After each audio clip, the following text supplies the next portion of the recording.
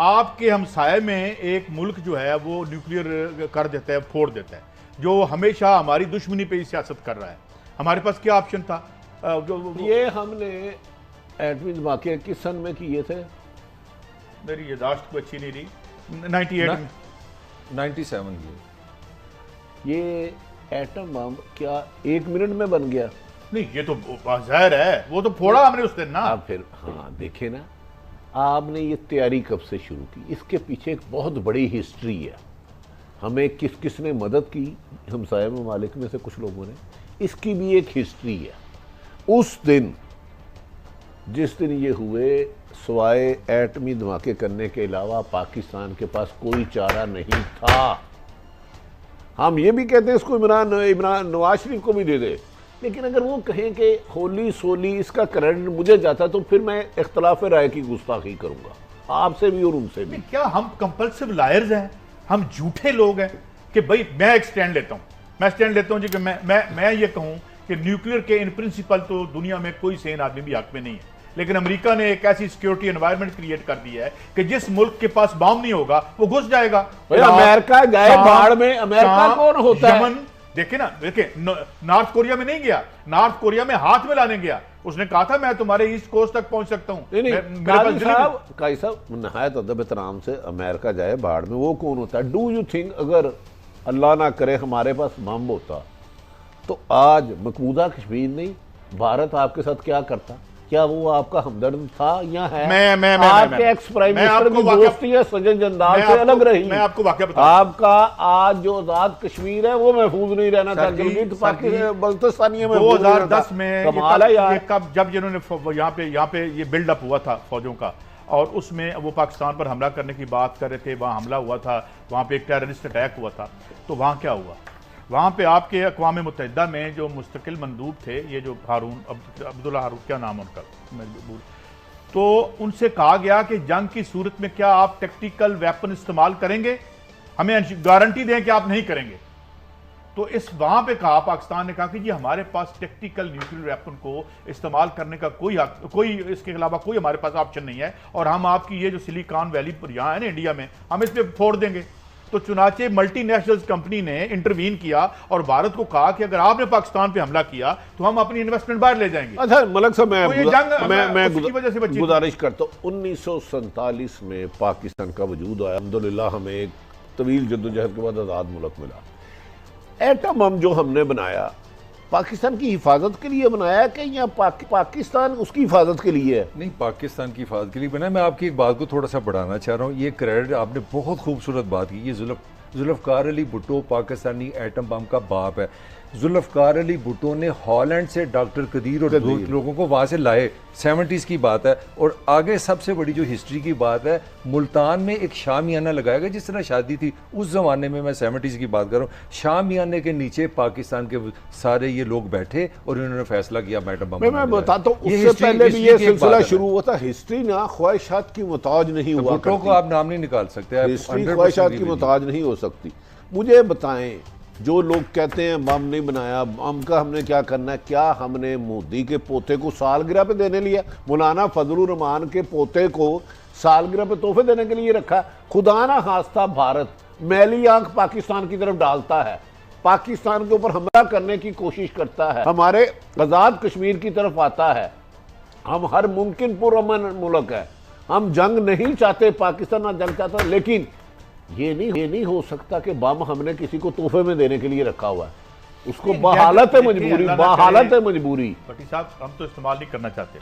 अब ये जो जिन मैं टेक्निकल वेपन्स का नाम ले रहा हूँ ना, पाकिस्तान की टेक्नोलॉजी उनसे एडवांस है और हमारे पास उनसे ज़्यादा है। ये मैं आपको पाकिस्तान के पास 30, इंडिया के पास एवरेज बनती 100 की, पाकिस्तान के पास 130 की एवरेज। अच्छा, मैं ये कह रहा हूं कि टेक्निकल जो है वो एक खास एरिया में बिल्कुल इस्तेमाल इसका नहीं होना चाहिए। जंग होनी नहीं चाहिए दुनिया में। और मैं ये फिगर बिल्कुल दुरुस्त है कि पूरी दुनिया में जो एटमी मुल्क हैं वो कलेक्टिवली $300 मिलियन अ डे और तकरीबन $12,000 एक घंटे में, सॉरी 1 मिनट में, मैंने ये कैलकुलेट किया है, इसमें खर्च होता है, जो कि अवाम के पैसे हैं। मगर ये सिक्योरिटी एनवायरनमेंट पाकिस्तान ने पैदा की है यार, कमाल हमने पैदा की है। आप एटम बम की मुझे ये बता रहे हैं, एटम बम तो हमने दुश्मन मुल्कों के लिए रखा ना, अगर किसी दुश्मन हमने मुल्क कहा है है, भाई हमारी तरफ नहीं, ना आना। 2 मिनट ठहर जाए, हमने Deterrence खुदा है। ना खास्ता उसको शौक से नहीं बनाया, बहालत मजबूरी। पुलिस पे खरबों रुपया लगता है, पुलिस में तो आपस में हम लड़ते हैं, ना लड़ो, पुलिस भी खत्म कर दो। फिर पुलिस को वेपन देने की क्या जरूरत है, स्ट्रेन गने या कलाशन को? इस पे तो शक यार नहीं है। एक आपके पाकिस्तान की सलामती का दामन है वो, एक पाक फौज, दूसरी वो। खुदारा अगर ये ना होता, भारत आपको कब का आपके लिए नुकसानदेह कर चुका होता है, जिस तरह अमेरिका और इसराइल उसके पीछे खड़े हैं। मुझे भट्टी साहब एक सवाल मैं और आपसे करना चाहता हूँ, बल्कि मलिक साहब पहले आपसे पूछता हूँ, फ्रेंड से पूछता हूँ। यहाँ पे हम एक ना लिबरल ब्रिगेड देखते हैं आमतौर पर, कोई अमेरिका में बैठ के पाकिस्तानी इस्टेब्लिशमेंट को ये कह रहा है, वो कह रहा है। दुनिया में वाहिद एटम बम अमेरिका ने चलाया था, और दुनिया में अमेरिका ने तमाम स्टेट्स को मजबूर कर दिया कि अपने तहफ़्फ़ुज़ के लिए एटम बम बनाओ। कभी इनकी एक ट्वीट उसके खिलाफ आई है?